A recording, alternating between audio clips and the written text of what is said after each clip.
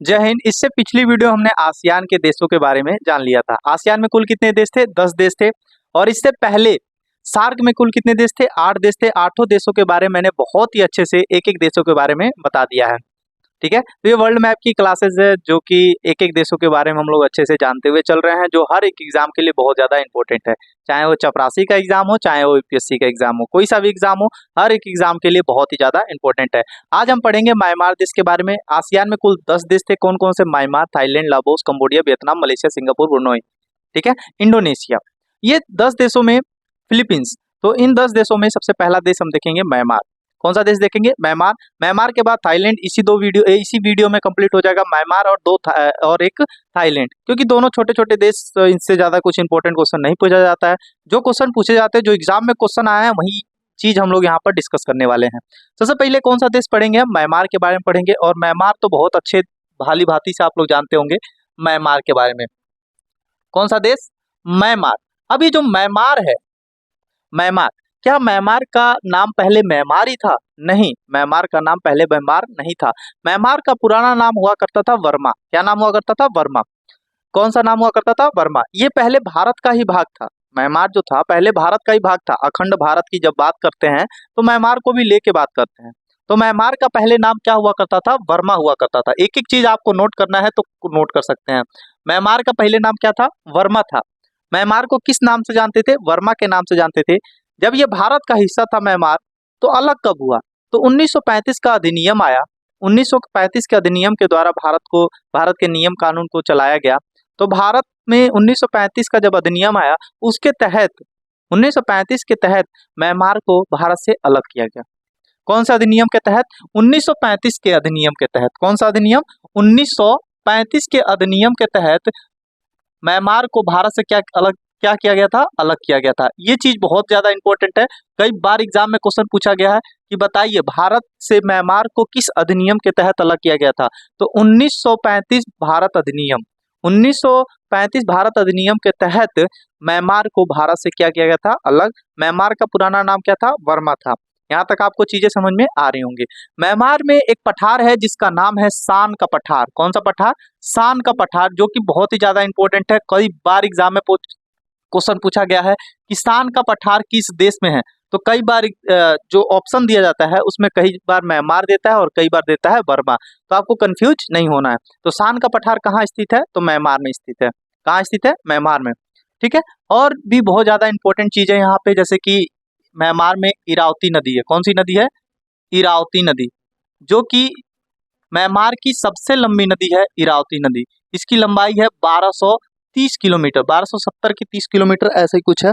तो इसकी कुल लंबाई है 1270 किलोमीटर। कितनी है? 1270 किलोमीटर। ठीक है, तो इरावती नदी की लंबाई कुल कितनी है? 1270 किलोमीटर है। म्यांमार की सबसे प्रमुख नदी या सबसे लंबी नदी हम लोग कह सकते हैं।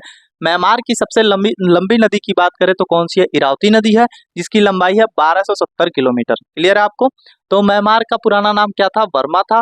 म्यांमार भारत से कब अलग हुआ? 1935 अधिनियम के तहत भारत से क्या हुआ था? अलग हुआ था। म्यांमार में सान का पठार स्थित है। म्यांमार में इरावती नदी है, जिसकी कुल लंबाई 1270 किलोमीटर है। 1200 क्या है? 70 किलोमीटर है। ठीक है, म्यांमार में एक जगह है रंगून। कौन सा जगह है?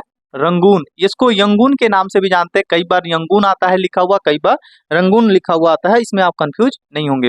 रंगून की बात करें, रंगून में जो मुगल बादशाह, जो हमारे भारत में मुगल वंश आया, जैसे बाबर ने मुगल वंश की स्थापना की थी। बाबर के बाद बाबर के बाद हुमायूं आया था। हुमायूं के बाद अकबर आया। अकबर के बाद जहांगीर आया। जहांगीर के बाद शाहजहां आया। शाहजहां के बाद औरंगजेब।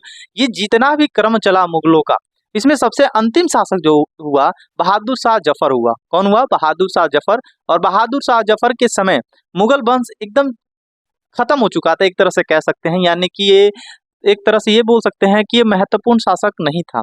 तो क्या हुआ? अंग्रेजों ने बहादुर शाह जफर को भारत से निष्कासित करके रंगून भेज दिया। यही म्यांमार में रंगून में उनको भेज दिया गया, बहादुर शाह जफर को। और यहीं पर इनकी मृत्यु हो गई। और जब यहाँ पे इनकी मृत्यु हो गई तो इनका मकबरा कहाँ होगा? तो रंगून में ही होगा ना। तो कई बार एग्जाम में क्वेश्चन पूछा गया है, अंतिम मुगल बादशाह बहादुर शाह जफर का मकबरा कहाँ है? तो रंगून में है। कहाँ है? रंगून में है। तो अंतिम मुगल बादशाह, कैसे मुगल बादशाह थे भैया? अंतिम मुगल बादशाह थे। कैसे बादशाह थे? अंतिम मुगल बादशाह थे। अंतिम मुगल बादशाह थे कौन? बहादुर शाह जफर। बहादुर शाह जफर। इनको जफर के नाम से भी कोष्टक में जफर भी कई बार लिखा हुआ आ जाता है कि जफर को कहाँ निष्कासित कर दिया गया था? तो रंगून कर दिया गया था। तो रंगून कहाँ स्थित है? म्यांमार में स्थित है। और रंगून में ही अंतिम मुगल बादशाह बहादुर शाह जफर को निष्कासित कर दिया, यानी भेज दिया गया था भारत से, और यहीं पे इनकी मृत्यु हो गई। तो बहादुर शाह जफर का मकबरा कहाँ है? मकबरा कहाँ है? तो रंगून में है। कई बार एग्जाम में पूछा गया है, मुगल बादशाह, अंतिम मुगल बादशाह बहादुर शाह जफर का मकबरा कहाँ है? तो आप क्या बताओगे? रंगून में है। कहाँ है?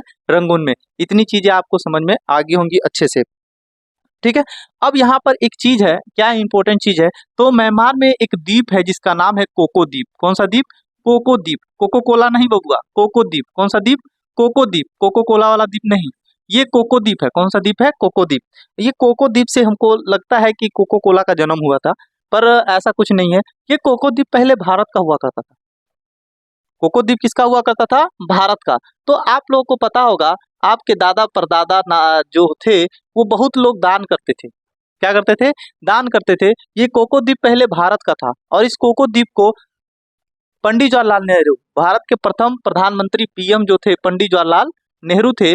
पंडित जवाहर लाल जो नेहरू थे, पंडित जवाहरलाल नेहरू, जिनको हम चाचा के नाम से भी जानते हैं, चाचा नेहरू के नाम से भी जानते हैं, पंडित जवाहरलाल नेहरू ने कोको द्वीप को किसको दे दिया?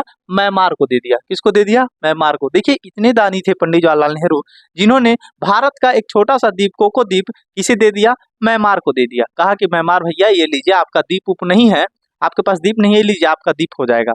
समझ में आ रहा है? तो कोको द्वीप पहले किसका था? भारत का था। किसने कोको द्वीप को म्यांमार को दे दिया? तो पंडित जवाहरलाल नेहरू ने।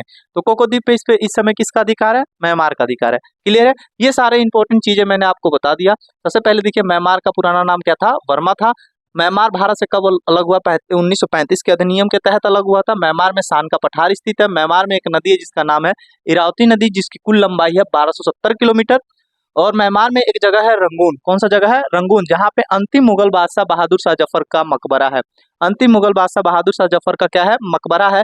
और म्यांमार में एक द्वीप है कोको द्वीप। कोको द्वीप पहले भारत का हुआ करता था। किसका हुआ करता था? भारत का, जिसे पंडित जवाहरलाल नेहरू ने किसे दे दिया? म्यांमार को दे दिया। क्लियर है आपको? म्यांमार आपको समझ में आ गया होगा। फटाफट एक बार रिवीजन कर सकते हैं आप लोग, और लिख भी सकते हैं। अब हम बात करेंगे थाईलैंड के बारे में। म्यांमार के बाद एक नया देश आता है, थाईलैंड। थाईलैंड में कुछ इंपॉर्टेंट चीजें हैं, जैसे कि थाईलैंड को हम सफेद हाथियों का देश कहते हैं। थाईलैंड को क्या कहते हैं? सफेद हाथियों का देश कहते हैं। कैसे हाथी? सफेद हाथियों का क्या कहते हैं? देश कहते हैं। कई बार एग्जाम में पूछा गया है, हाथियों का देश कहते हैं। सफेद हाथियों का देश किसे कहते हैं? तो थाईलैंड को कहते हैं। सफेद हाथियों का देश किसे कहते हैं? तो थाईलैंड को कहते हैं। क्लियर है आपको? तो सफेद हाथियों का देश किसे कहते हैं? थाईलैंड को कहते हैं। और थाईलैंड की बात करें तो थाईलैंड की जो मुद्रा है, थाई बात है। थाईलैंड की मुद्रा जो है थाई बात है। क्या है? थाई बात।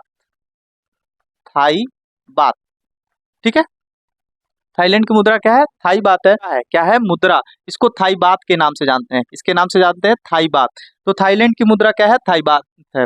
यहाँ पे जो है रामायण, यहाँ का जो ग्रंथ है, प्रमुख ग्रंथ है, वो रामायण है। थाईलैंड का प्रमुख ग्रंथ क्या है? रामायण है। थाईलैंड का प्रमुख ग्रंथ क्या है? रामायण है।